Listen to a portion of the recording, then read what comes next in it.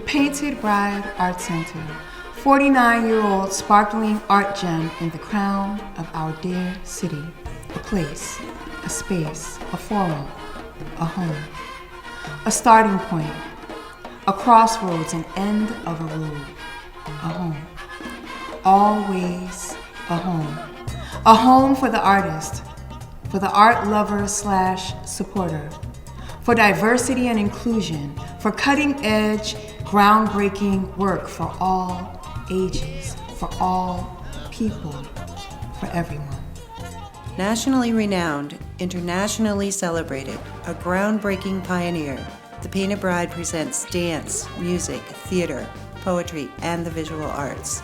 For the last 5 decades, we have been influencing generations of artists and audiences. The Bride is a product of so many forces and people that I like that about it. Everybody can feel ownership. The Painted Bride is about precious people, the artists, audiences, collaborators, and communities that come together to create and experience art. In Philadelphia in 1969, a group of people, mostly from the Academy of Fine Arts, had the same predicament. They were creating work, but they had no place to show it. The Painted Bride on South Street was an old bridal shop, and it was just an empty Philadelphia space, doing strange dance. And this is exactly the time performance art as a thing starts being talked about and written about. The Painted Bride moved to Old City in 1981 and soon found its home on Vine Street.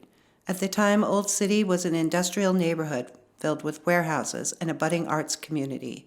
The Bride's presence energized the neighborhood to become a premier arts destination. When we got here, we asked our friends who were Black and Latino to form a community advisory committee. In 1984, this included Joan Myers Brown of Philadelphia, John Allen of Freedom Theater, Johnny Irizarry of Taller Puertorriqueño, and Jesse Bermudez of Asociación Músicos Latino Americanos, among others. We hired Lamont Steptoe in an attempt to diversify our staff. Also, he was a very good poet, and he became our poetry curator. Lamont Steptoe set the bar high for Black poets. He introduced me to James Baldwin. James Baldwin, come up the steps, The Bride. Hi, James. This is Jerry. It's Lamont. In 1991, The Bride facilitated a residency led by Zakir Hussain. It was truly groundbreaking as it brought together Indian drumming and dance with drumming traditions from West Africa, Brazil, Caribbean, Middle East, and Japan, with hip-hop, Japanese folk, and contemporary dance. This cross-cultural collaboration shattered the status quo of the time and set the stage for future innovative projects such as Spoken Hand Percussion Orchestra.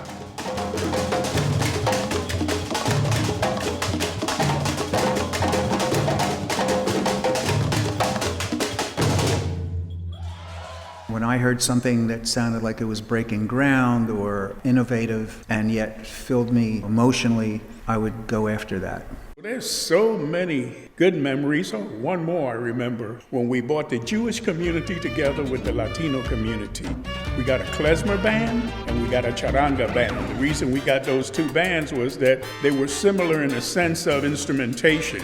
The Bride's impact is expansive. We have incubated countless organizations and artists. In 1992, a group of artists approached the Bride to address tensions between Black and Asian communities. In response, the Bride launched the Asian Arts Initiative, with a festival that included folkloric, community, and contemporary work by Asian Americans. 25 years later, under the leadership of Gail Issa, the Asian Arts Initiative is a vital and dynamic organization. I feel like the Bride, as long as I've known it, has been a space of celebration of the strength of the community and the gifts and offerings that the communities that come here have, but also a space where it's welcome to talk about violence and it's welcome to talk about issues of difference. That's what it's about, having those transformative moments that are just made from small exchanges. So I think that really has a lot to do with the power of the Bride. It's not the four walls, it's not, the space in particular, it's the people that chose to populate the space.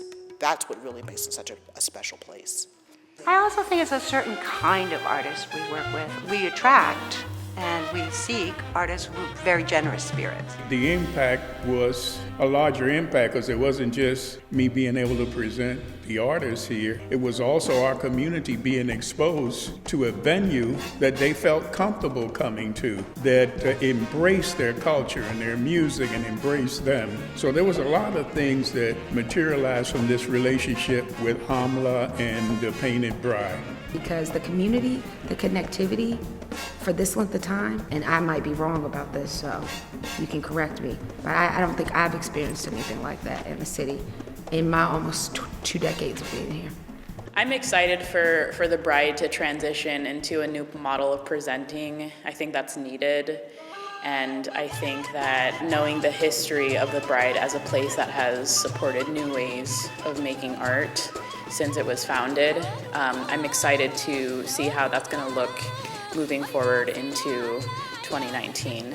Today, the Bride is forging a new path, venturing beyond the status quo. In 2018, after much deliberation, we decided to sell our building on Vine Street and focus on our mission and values. The essence of the Bride is using the arts as a way to bring people together, to share their experiences, both joyful and the difficult. We will continue working with communities that we have forged long-term, organic, and successful relationships with to activate a collective vision, amplifying voices of people throughout Philadelphia.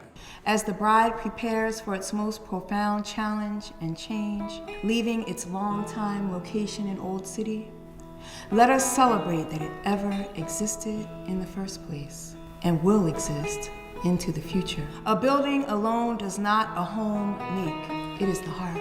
The Painted Bride's heart is expansive and nurturing. The Bride's heart is true community and family. The Bride's heart is golden. It will keep shining bright and giving and fulfilling its mission to grow and water art and artists, building or no building, always a home.